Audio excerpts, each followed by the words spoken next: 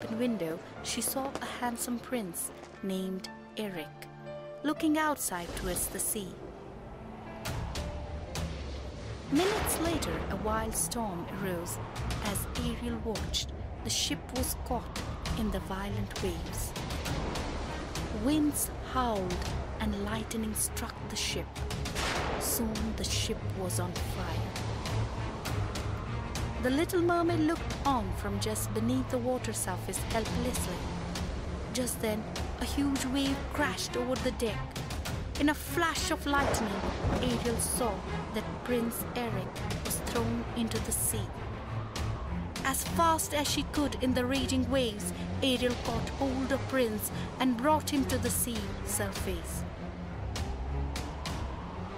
The prince was unconscious. Then in the raging storm, she swam with the prince towards the seashore.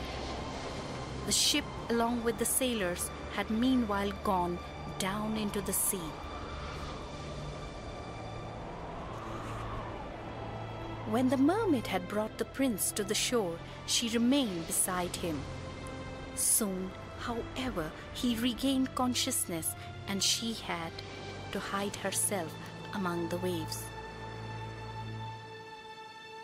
Just then, a young girl saw the prince. She thought that he was hurt and called for help. Then she took him away in her carriage. "I wonder if I'll ever see him again. The prince would never know that I had saved him." The mermaid thought sadly. With a heavy heart, she swam back to her father's castle. Every day the little mermaid rose above water in the hope of seeing Prince, but she never saw him. Luckily, one day she did see him near a beautiful castle. Then she started visiting that same place every day.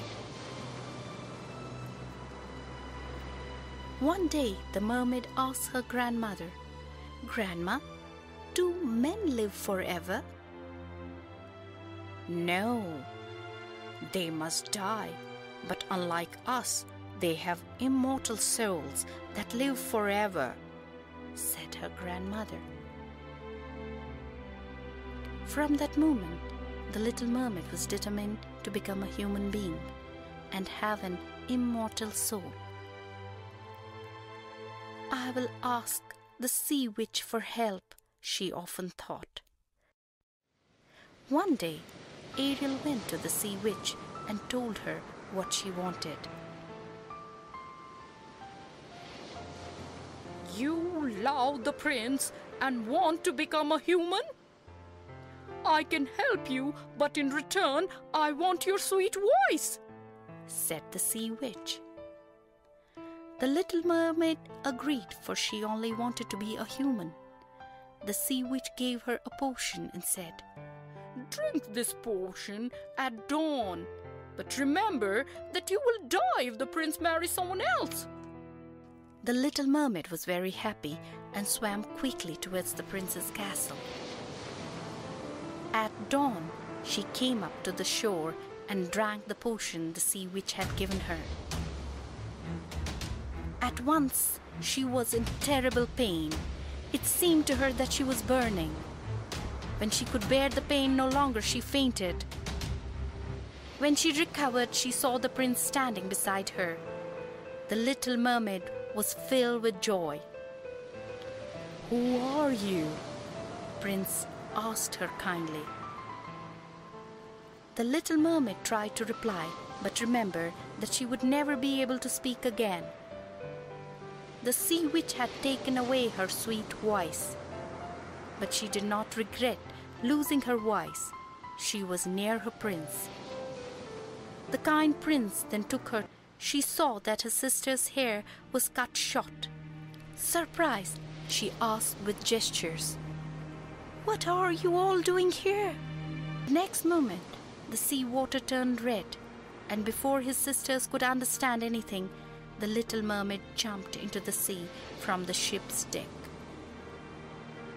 But instead of falling down into the sea, the little mermaid felt as if she was rising higher and higher into the sky. hundreds of transparent beings were flying in the air around her. They surrounded her and said, "We are the daughters of air. You are one of us now.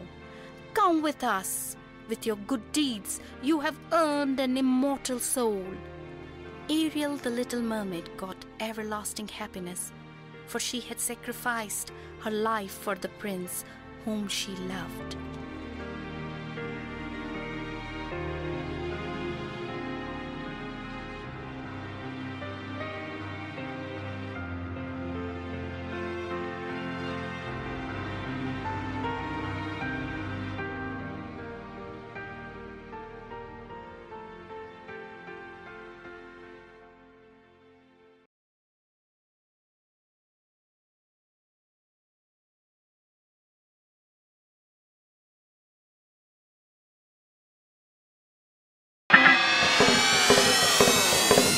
Hi, I'm Alex. Hi, I'm Clara. Please subscribe to Tiny Dreams channel. Press the bell icon to get more updates.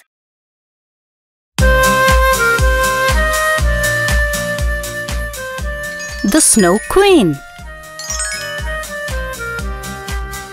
Sam, what are you writing? I'm writing my homework, Didi. My teacher has asked me to write a story about friendship. Hey Sam, I know a wonderful story about friendship. What's the name of the story, Didi? The Snow Queen.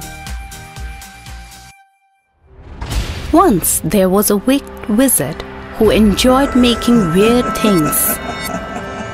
One day, he made a magical mirror. This mirror was like no other, for it made everything reflected in it appear ugly. Beautiful fields looked like marshy swamps, and the prettiest people looked like old hags. The wizard was so proud of his mirror that he flew with it around the world, causing trouble.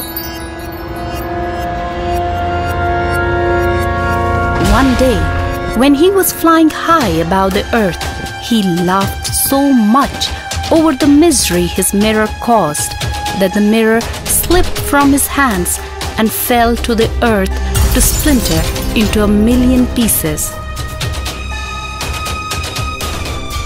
The splinters flew all over the place. Some stuck in people's hearts and made them cold and hard. Other tiny specks blew into people's eyes and made everything they saw appear twisted and ugly. The largest piece of all fell on the Snow Queen, who ruled the icy lands of the north. From that moment on, she became the coldest and meanest woman who ever lived.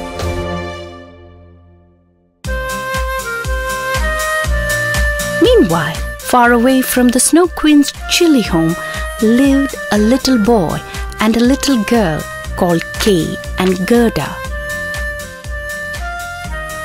Kay and Gerda were the best friends and loved each other dearly. Every day they played together, even in the winter when the Snow Queen blew her icy breath across the land. One winter's day, Kay and Gerda were making a snowman in the village square when Kay let out a cry. "Ah! Ah! Something flew in my eye!" he cried, "and I felt a pain in my heart." Alas, splinters from the magical mirror had fallen on Kay. "Hey, can I do anything for you?" asked Gerda. "Get lost!" shouted Kay before kicking over the snowman. When Gerda started to cry, Kay laughed. Then he grabbed his little sledge and sped away. Kay played alone in the snow until a big sleigh stopped nearby. Kay couldn't see who was driving the sleigh, but he did not care. He fastened his sledge to the back of the sleigh, so when it pulled away, it took him with it. On and on went the sleigh, dragging Kay behind it, until it reached an icy palace. Once there, the driver of the sleigh got down and called to Kay in an icy voice. "Come here, Kay! You must be freezing!" It was the Snow Queen. Kay wasn't at all afraid. He wasn't even scared when the Snow Queen bent down and gave him an icy kiss on the cheek. This kiss cast a spell over Kay. It made him forget all about Gerda and think that the Snow Queen was the most perfect person he had ever seen. But worst of all, it froze his heart. Back at home, Gerda had searched high and low for Kay. Everyone in the village had joined in, but Kay was nowhere to be found. Perhaps he has fallen in the river, an old man suggested. Gerda took her best red shoes and threw them into the river, begging the river to give back Kay in return. But the river had not seen Kay, and the red shoes were swept back. "How will I find him? How will I find my best friend?" wept Gerda. As if in answer, a little boat appeared at the river bank.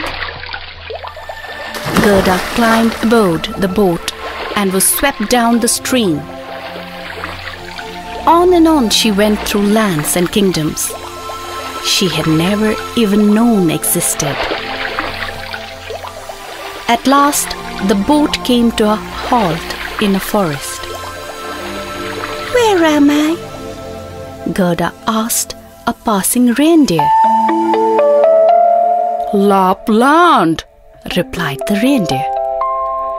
"Have you seen a little boy with blonde hair?" asked Gerda. I think such a boy is living with the Snow Queen in the north, said the reindeer. Jump on my back and I will help you in your search. The reindeer galloped day and night until they reached the Snow Queen's palace.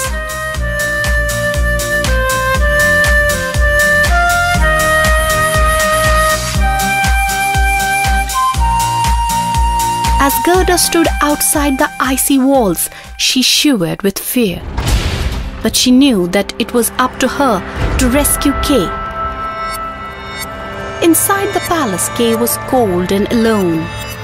The Snow Queen was away, and all Kay had for entertainment were some chips of ice. The Snow Queen had told him that he could go home if he could form them into the word free. But however hard Kay tried, he could not do it.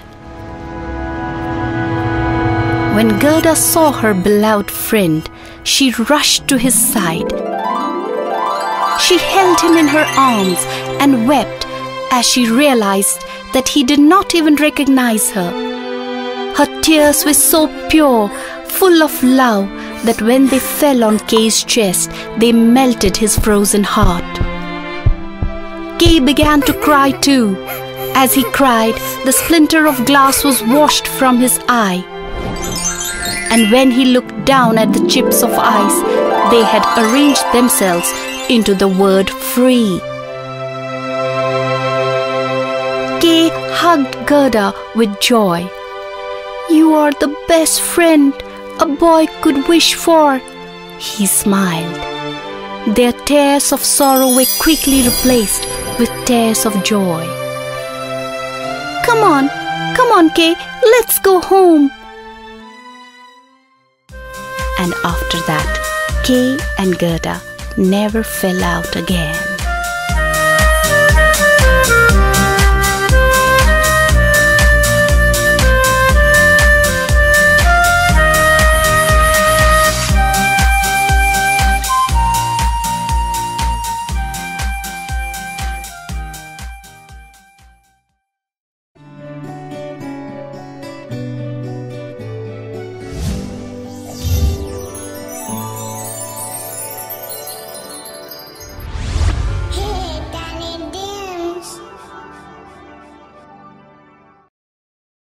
Mother, I'm bored.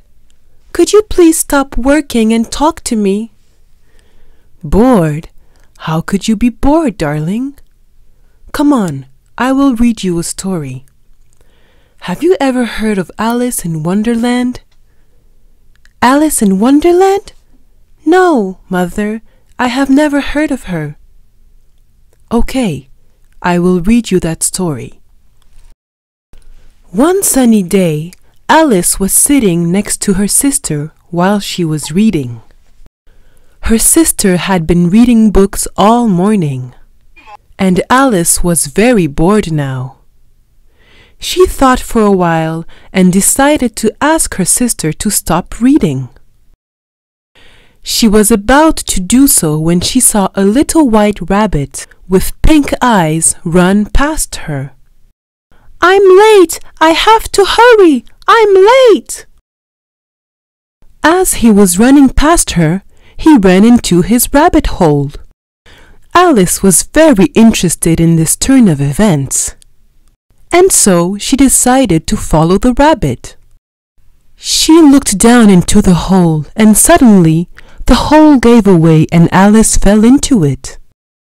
She kept falling and falling for what seemed like a very, very long time.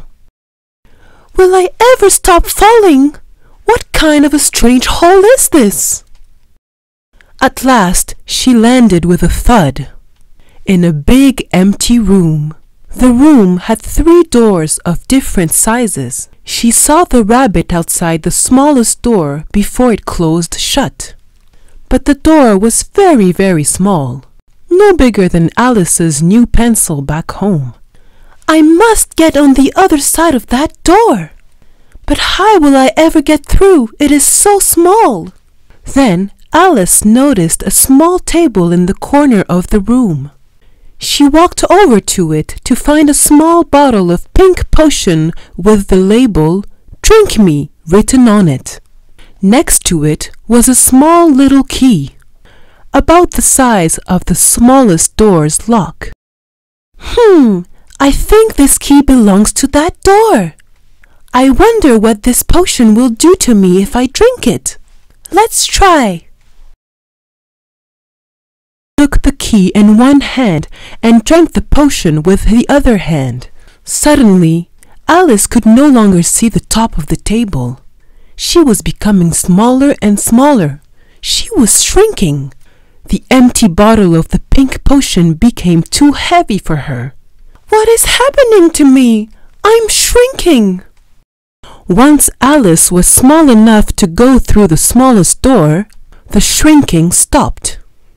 Alice quickly ran to the door, opened it, and ran out. She found herself in the most beautiful garden she had ever seen, but she could not enjoy it because she was so tiny, and all the flowers and plants were so big compared to her. Oh, I wish I were bigger.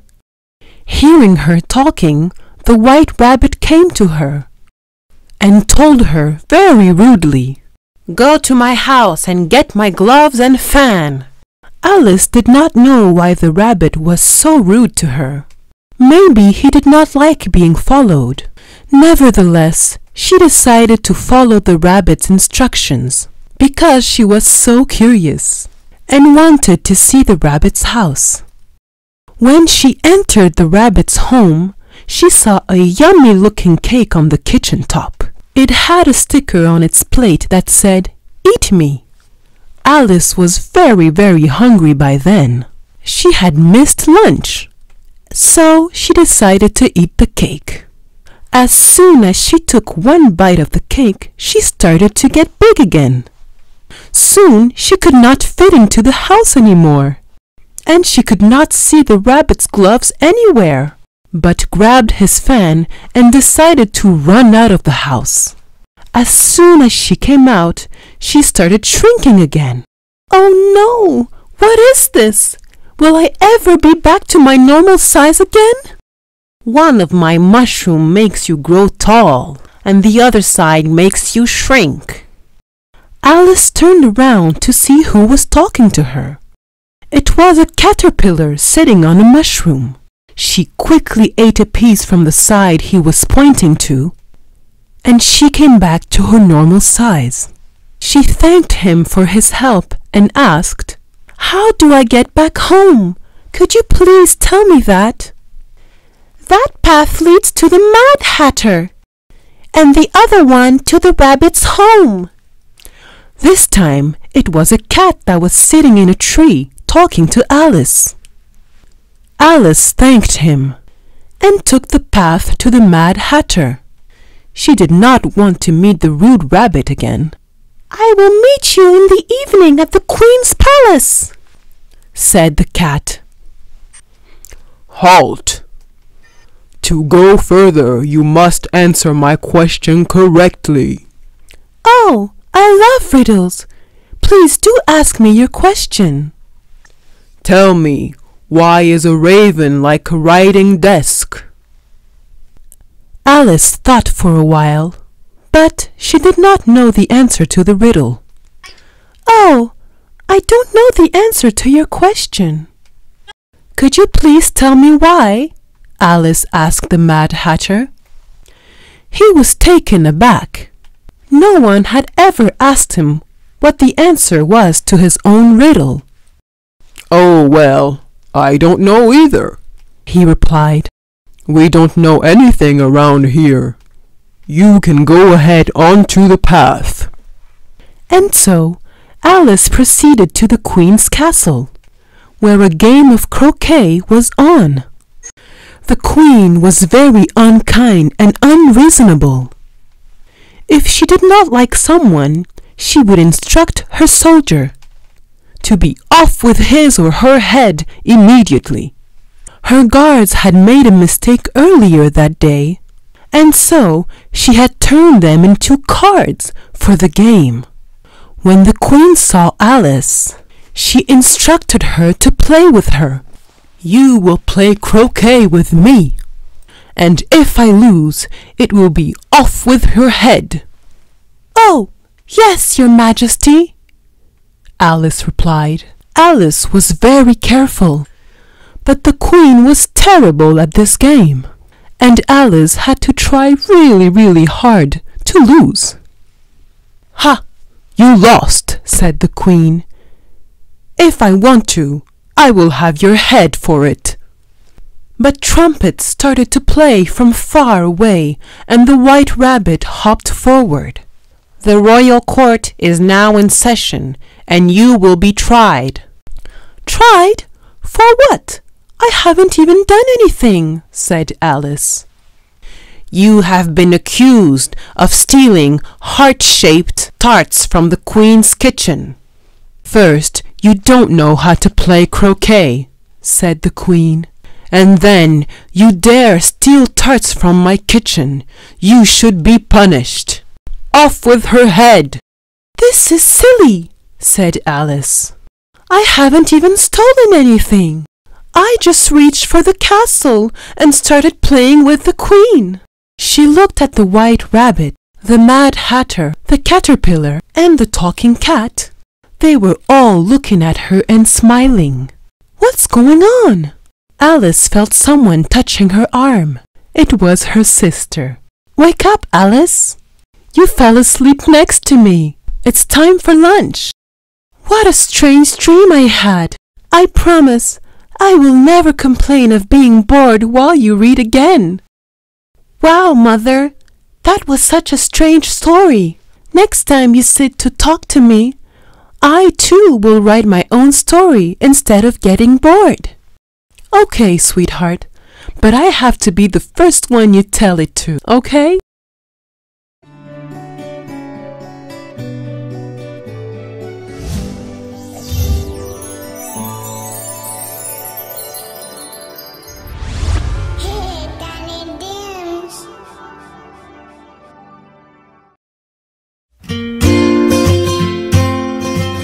Teacher, today is the storytelling class.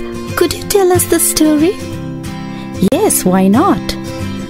Today I'm going to tell you a story named Beauty and the Beast, which tells us that beauty doesn't only mean good appearance, but how good you are within. I didn't understand, ma'am. Come, I'll tell you the story and you'll understand everything. Once upon a time, there was a rich merchant who had 3 daughters. He was so proud of them that he gave them everything they could want. They were all beautiful, but the most beautiful all was the youngest, who was called Beauty. She was so lovely that her sisters could not help being jealous of her. The merchant's luck changed and he lost all his money. He and his daughters had to move into a small cottage in the country. The girls had to work hard growing vegetables and milking the cows. The 2 eldest hated their new life and did nothing but complain that their father could no longer buy them fine dresses and jewels. Only Beauty was happy and sang cheerfully all day long. One day, the merchant received news that one of his ships, which he had thought lost at sea, had reached port loaded with a rich cargo. We are rich again, he told his 3 daughters. I will go to the port and sell the cargo. What presents would you like me to bring back? The 2 eldest daughters demanded fine new dresses and shoes. But when he asked Beauty what she wanted, she replied, "It's enough for me that you are happy again, father. The only thing I would like is a rose." The merchant set out.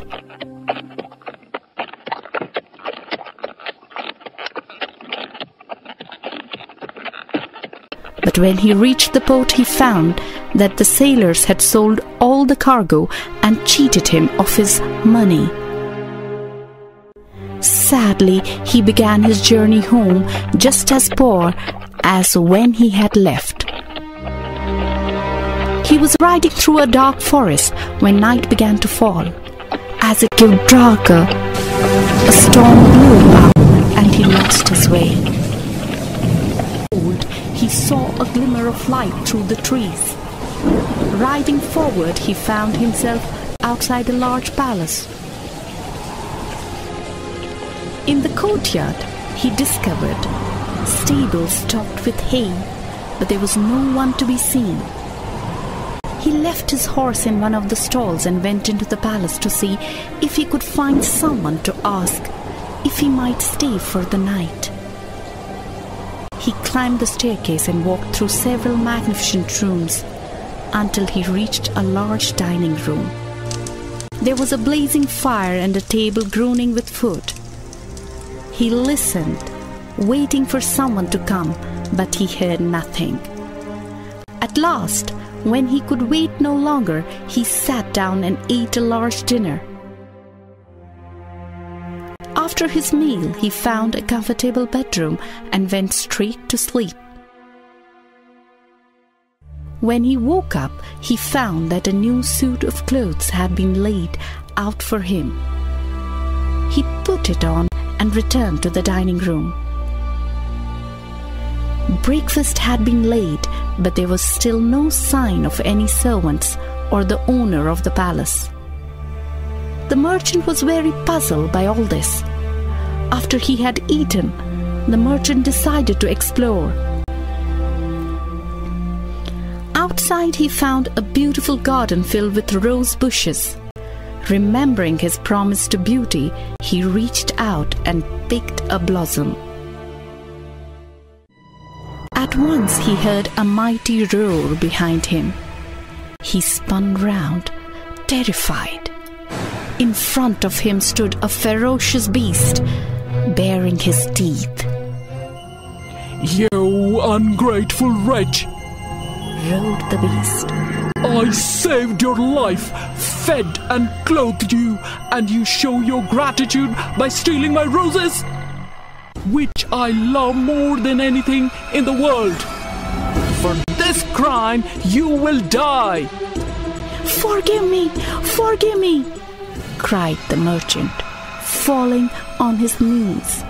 I did not mean to anger you.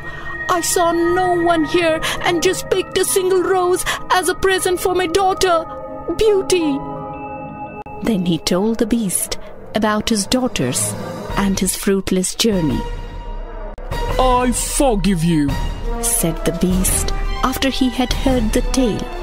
"on one condition. One of your daughters must willingly take your place here in my palace. I give you a month to return, or else you will die." The merchant was forced to agree. No sooner had he spoken than his horse appeared, with a chest of jewels strapped to its saddle. The merchant rode sadly home. When he reached his cottage, he gave the rose to Beauty. "Here is your rose," he said with a sigh. "But there is a terrible price to pay for it." Then he explained everything that had happened. "You shall not die, father," said Beauty. "Since it was I who wanted the rose, I shall return with you and take your place at the beast's palace. You must not worry any more." When the month was up, Beauty set out with her father. Her sisters pretended to cry as she left, but secretly they were glad she was going. When Beauty and her father reached the beast's palace, they went inside. As before, a meal had been laid in the dining room and a fire crackled in the grate.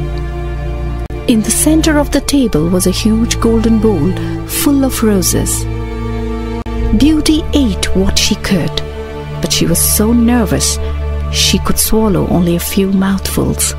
She felt even more nervous when she heard footsteps outside. When the fearsome beast came into the room, Beauty gasped in terror. "Good evening, Beauty," said the beast as gently as he was able. "Are you willing to stay with me once your father has gone?" They were all beautiful. Beauty bravely replied that she was. Then the beast took them to the courtyard where the merchant's horse was standing with another chest of jewels strapped to its saddle. Beauty tearfully kissed her father goodbye and watched him ride away. Then she went sadly to her bedroom and cried herself to sleep. When Beauty woke up, she found the most wonderful clothes lying beside her bed. Then she began to explore the palace. As she looked in the mirror, she thought of her father, and to her surprise, she saw him riding sadly up to the cottage. Then the picture faded. In the ballroom, she found a beautiful lamp with a diamond bracelet hanging from it. When she took the bracelet down and looked closely at it, she discovered on it the picture of the young prince she had seen in her dream. Suddenly, candles flickered alight all over the palace. Beauty went back to the dining room where a wonderful meal was waiting. She had just sat down when she heard the beast's footsteps. "Good evening, Beauty. May I watch you eat?" "You may do whatever you wish," she replied. "You are master here. No. You are the mistress of the palace. You may do as you please and leave whenever you wish. Do you find me ugly? Yes, I do, said Beauty very quietly, trembling with fear. But I believe you are kind and gentle. When I think about that, you do not seem so ugly after all. The Beast talked to her for a while, then rose to go. Will you marry me? He asked all of a sudden. Oh no, cried Beauty, horrified by the question. The Beast groaned and looked so sad that Beauty was sorry to have hurt him. From time to time she looked in the magic mirror, which showed her what was happening at home. One day it showed that her father was very ill. She begged the Beast to let her go and visit her sick father. If you go, you will never return, said the Beast sadly. If that happens, I will die of grief. I will come back, cried Beauty. I promise. I will only stay a week and then I will return. So the Beast agreed and gave Beauty a ring. When you want to return, just turn this ring round 3 times and say, I wish to return to the Beast's palace, he told her. Next morning, Beauty woke in her father's cottage. As soon as he saw her, he began to get better, and with Beauty as his nurse, he was soon completely well again. Beauty was so happy to be with her family that she forgot all about the promise she had made to the Beast. One night she dreamt that the Beast was very ill and was lying in the castle garden. She woke up startled. I must return at once. She turned the ring 3 times and immediately found herself back in the Beast's palace. Everything seemed the same. She put on her most beautiful dress and waited impatiently to see him. The day passed and the evening came, but there was no sign of the Beast. Then she remembered her dream and ran out into the garden. There she found the Beast lying on the grass. He seemed close to death. Beauty knelt beside him and stroked his furry head. At once his eyes opened. He gazed up at Beauty in amazement. Beauty, you have returned, he whispered weakly. I was dying because I thought you had forgotten me. Then he added softly, Will you marry me? Yes, I will, replied Beauty, for she realized now that she loved him. At once there was a sudden blaze of light and an explosion of fireworks. Beauty looked round startled, then turned to the Beast. To her great amazement, the Beast had disappeared, and in his place was a handsome prince. Beauty recognized him as the prince from her dreams. Beauty, said the prince, smiling at her. Your love has broken the spell put on me by a wicked fairy. I was cursed to be a beast until a girl willingly agreed to be my wife. The wedding was magnificent, and the wedding party lasted for a year and a day. But the happiness of Beauty and her prince lasted for the rest of their lives.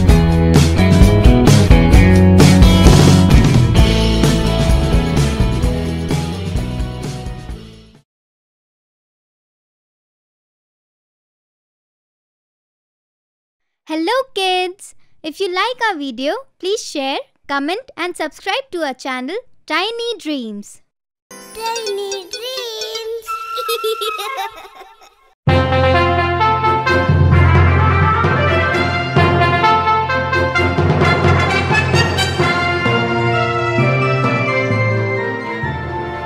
Once Once upon a time, there lived a beautiful girl called Cinderella. She lived with her father, stepmother, and 2 stepsisters.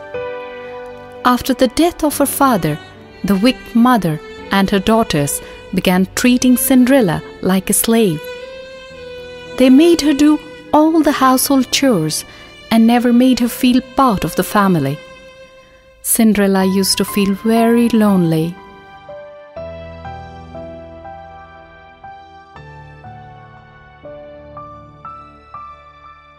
One day, a royal messenger announced that a royal ball would take place and all the young ladies were invited. "I will wear my red velvet gown," said the eldest stepsister happily. "I will wear my green velvet gown," said the youngest stepsister. The day of the ball arrived. The stepmother and her daughters dressed up and went to the ball.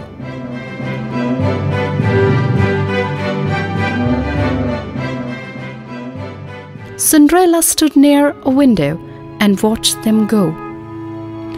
"I wish I too could go to the ball," she thought sadly. Suddenly, a fairy godmother appeared before her.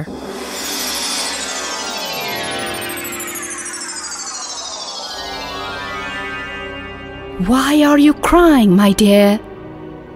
Do you want to attend the royal ball?" she asked kindly. "Yes, but how can I go to the ball dressed in rags?" Cinderella asked the fairy. "Wipe your tears. Bring me a pumpkin, 6 mice, and a rat," said the fairy godmother. At once Cinderella obeyed. The fairy godmother touched the pumpkin with her magic wand. Instantly it changed into a beautiful golden coach. Then the fairy godmother turned the mice into 6 horses and the rat into a coachman. "Now all you need is a nice dress," said the fairy godmother. She lightly tapped Cinderella with her wand. Immediately her rags changed into the most beautiful gown she had ever seen. Now Cinderella looked like a princess. As Cinderella sat in the coach, the fairy godmother warned her. "Remember, you must return before midnight or the magic will be over." "I will," promised Cinderella. Soon Cinderella reached the palace. All the people in the ballroom gazed at her. "What a beautiful girl!" they whispered. "What a beautiful dress!" sighed the stepsisters. The prince too was enchanted by Cinderella's beauty. All evening he danced only with her.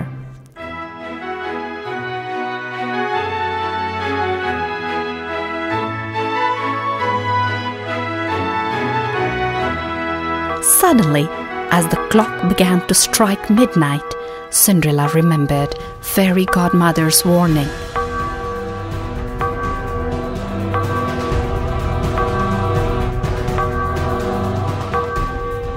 "Oh, I must go! I must go!" cried Cinderella and ran out. Wait, wait, tell me your name!" cried the prince and ran after her. But Cinderella was gone. Suddenly, the prince saw something glittering on the stairs. It was one of Cinderella's glass slippers. The prince picked it up. The next day it was announced that the prince would marry the girl whose foot fitted the glass slipper. A minister went from house to house with the glass slipper. When the minister reached Cinderella's house, the 2 stepsisters eagerly tried the slipper, but it did not fit either of them. "It's your turn now," the minister told Cinderella. "She is only the servant girl," protested Cinderella's stepmother. "She must try too," replied the minister. The slippers fitted Cinderella perfectly. Her stepmother and stepsisters were shocked. Just then, the fairy godmother appeared.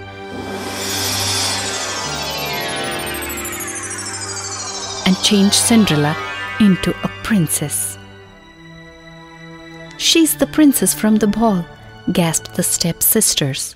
Cinderella got married to the prince, and they lived happily ever after.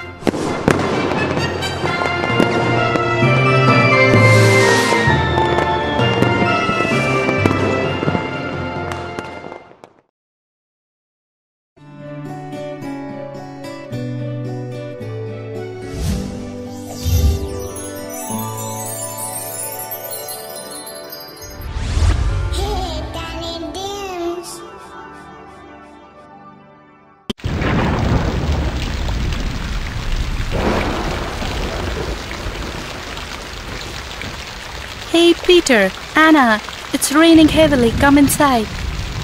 No, Mama, we want to play. "And what about a story?" Yay! We are coming! Mama, what story are you going to tell? "Come, sit with me. I'm going to tell you the story named Snow White and the Seven Dwarfs." It was the middle of winter.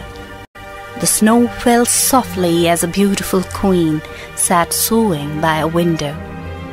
As she gazed out at the wintry scene and watched a blackbird perching on a snow-covered branch, she pricked her finger with her needle. "How I wish I had a daughter with skin as white as the snow, lips as red as my blood, and hair as black as a blackbird," she thought. Not long afterwards, the queen did indeed have a pretty baby girl who was just like the one she had wished for. The queen called her daughter Snow White. Sadly, the queen died soon after Snow White was born, and Snow White's father, the king, married again. His new queen was very beautiful but vain. Every day she would go to her magic mirror and say, "Mirror, mirror on the wall, who is the fairest of them all?" And the mirror would reply, "You, O Queen, are the fairest one of all." Then the queen would smile because she knew that the mirror always spoke the truth. The years passed, and Snow White grew into a beautiful girl. One day, the queen looked in the magic mirror and said, "Mirror, mirror on the wall, who is the fairest of them all?" And this time the mirror replied, "You are fair, O Queen, it's true, but Snow White is fairer now than you." The queen was so angry and jealous that she decided Snow White must die at once. She sent for her huntsman and told him to take Snow White deep into the forest and kill her. He must then bring back her heart to prove she was dead. The huntsman led Snow White deep into the forest and drew royal servants. He loved Snow White, yet he did not dare disobey the queen. But when he saw Snow White crying, he took pity on her. "I cannot kill you, He said, but I cannot take you back either. I will leave you here, but you must promise never to return home." Snow White agreed. So the huntsman left her and returned to the palace. On the way, he killed a deer and cut out its heart.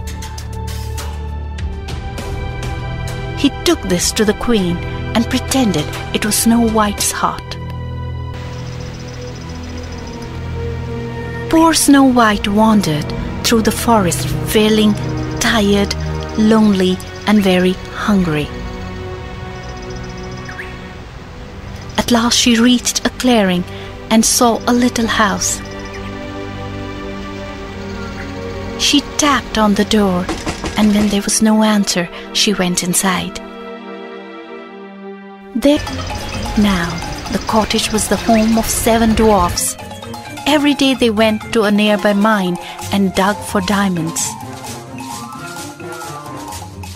When night came, they returned home carrying their shovels, pickaxes, and bags of jewels. When they arrived home on this particular night, they saw at once that someone had been in their house and eaten some of their food. When they went upstairs, they straightway saw Snow White asleep. "Who can this beautiful girl be?" they asked each other in amazement. When Snow White woke up, she told them her story. The dwarfs felt so sorry for her that they invited her to stay with them and be their housekeeper. But they warned her that she must never open the door to anyone while they were away at the mine, in case the wicked queen found out she was alive and came to kill her. Snow White stayed with the dwarfs. She was very happy looking after them, and before long she forgot all about the wicked queen. Her home has made. The queen was furious, and realizing that the huntsman had tricked her, she decided to kill Snow White herself. She disguised herself as an old peddler woman and made her way to the dwarf's cottage. There she found Snow White sitting by the window. "Would you like to buy a pretty comb for your hair?" asked the queen in her sweetest tone of voice. Snow White quite forgot the dwarf's warning and ran to open the door. The queen showed her a beautiful comb made of tortoise shell and gold. "Let me comb your hair," offered the queen, and she drew the comb through Snow White's long, silky hair. But the comb had been dipped in deadly poison, and when the teeth grazed Snow White's scalp, she fell down as if dead. The queen ran off, laughing cunningly, leaving the comb in Snow White's hair. When the dwarfs returned from the mine, they found Snow White lying on the ground with the poisoned comb in her hair. They snatched it out, and as they did so, Snow White opened her eyes. When they heard what had happened, they told her that the peddler woman must have been the wicked queen in disguise, and begged her again never to open the door to strangers. The queen, back at her palace, rushed to her mirror and asked, "Mirror, mirror on the wall, who is the fairest one of all?"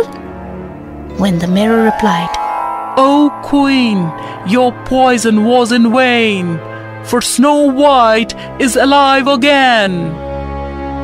She was furious. Rushing to the cellar, she disguised herself once more, this time as a country woman with a basket of apples. On the top she placed one juicy apple, half of which she dipped in poison. The queen reached the dwarf's cottage just as Snow White was drawing water from the well. "Who will buy my beautiful tasty apples?" she called. Snow White, remembering the dwarf's warning, ran inside and locked the door. But then she thought that if she opened the window, nothing will happen. "Let me see your apples," she called, leaning out of the open window. Taste this one, pretty lady. It's the best," said the queen sweetly, holding out the poisoned apple. Then, seeing Snow White hesitate, she cut the apple in half and ate the part she knew had no poison on it. Snow White took the other half, and no sooner had she taken a bite than she sank to the floor dead. The queen smiled, sure that this time the poison would work. She rushed home and spoke to her magic mirror again. "Mirror, mirror on the wall, who is the fairest one of all?" This time the mirror replied, "You, O Queen, you are the fairest of them all." The wicked queen smiled with satisfaction. When the dwarfs came home and found Snow White dead, they made a glass coffin and laid her in it. They put the coffin amongst the flowers in their garden and kept watch by it day and night. One day it happened that a prince came riding through the forest, and he saw the glass coffin in which Snow White lay. She looked so beautiful that he fell in love with her. He asked the dwarfs if he could take the coffin back to his castle. The dwarfs would not allow this, but they agreed to let the prince kiss Snow White. As the prince kissed Snow White, the piece of poisoned apple fell from her lips. Her eyes opened and she saw the handsome prince kneeling over her. She fell in love with him straight away. The dwarfs were overjoyed that she was alive once more, and even more delighted when the prince and Snow White agreed to marry. When the queen once again asked the mirror her favorite question, "Mirror, mirror on the wall, who is the fairest one of all?" it replied, "You, O Queen, are the fair, it's true. But Queen Snow White is fairer still than you." The queen smashed the magic mirror in her rage. The king, who had discovered how she had tried to kill his lovely daughter, Snow White, banished her from the land. Snow White said goodbye to the dwarfs and rode away with her handsome prince. They were married and lived happily ever after.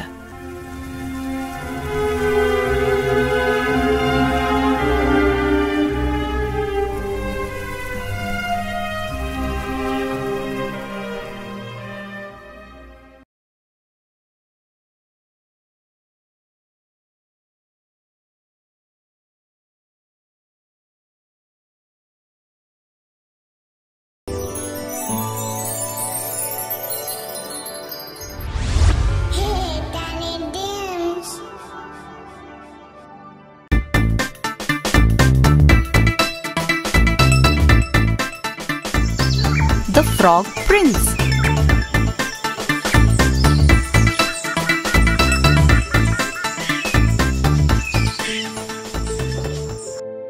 Mama, why is it important to keep promises?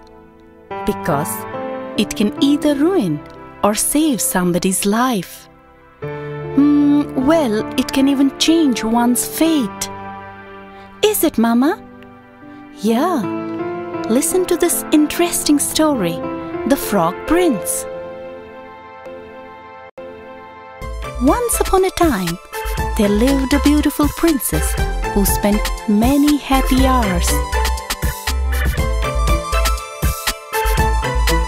playing by herself in the lovely royal garden.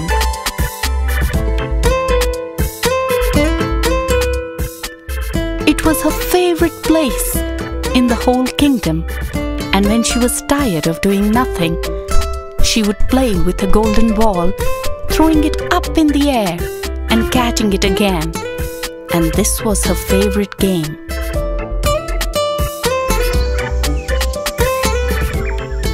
One day, as she was playing with her golden ball, it suddenly bounced away. She rushed to catch it, but it was too late. The ball dropped into a nearby pond and sank to the bottom. The princess was so upset, she sat down and cried.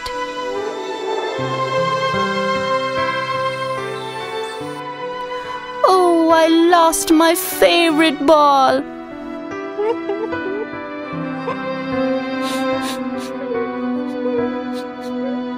Suddenly, she heard a voice.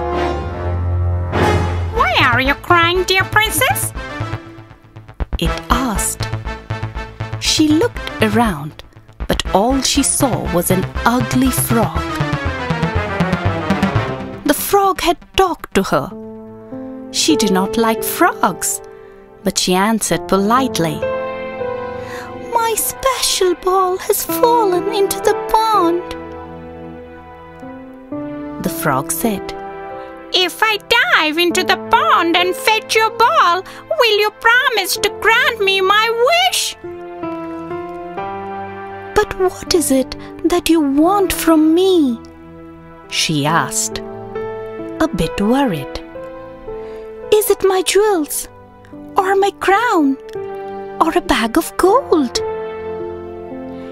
"No, dear princess, I do not need those things. All I ask is that you let me come live with you in the castle. I must eat at your table with you and sleep in your bed." The princess thought the frog was joking. Then, because she wanted her ball back so much, she said, all right, I promise." The frog leapt into the water.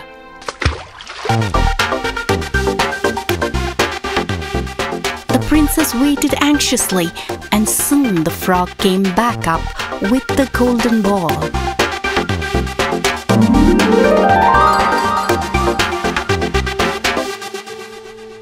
He gave it to the princess, and she quickly ran off with it. She hoped she could run away and not have to bring the frog to the palace. The frog called out to the princess, "Wait, take me with you!" And he started hopping after her.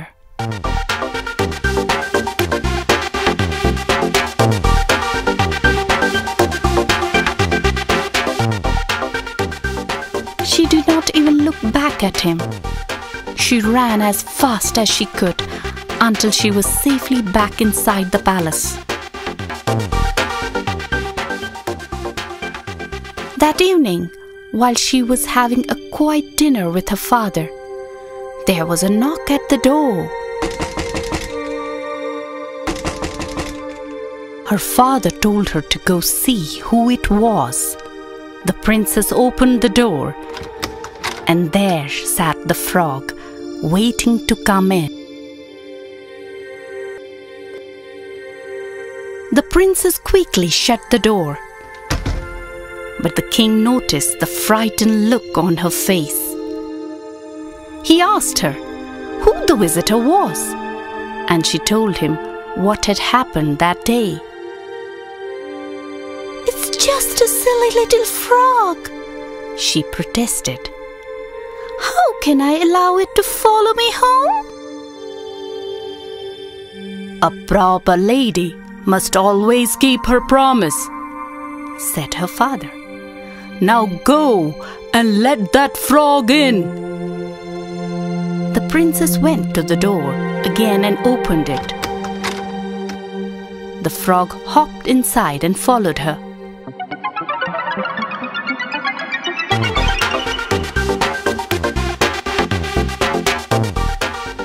He asked to be lifted onto the table. Then he started eating from her plate.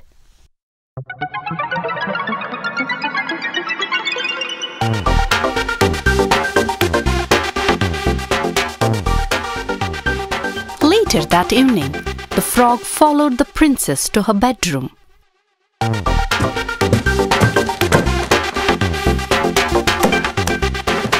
She was very unhappy knowing that a frog would be sleeping in the bed with her. But when she placed it on her pillow, the frog suddenly changed into a prince. The handsome prince told her that an evil witch had cast a spell on him, and only a kind princess could break the spell by granting him his wish. He was so happy that the beautiful princess was the one who had broken the spell. The princess soon fell in love with the prince. He asked her to marry him, and they lived happily ever after.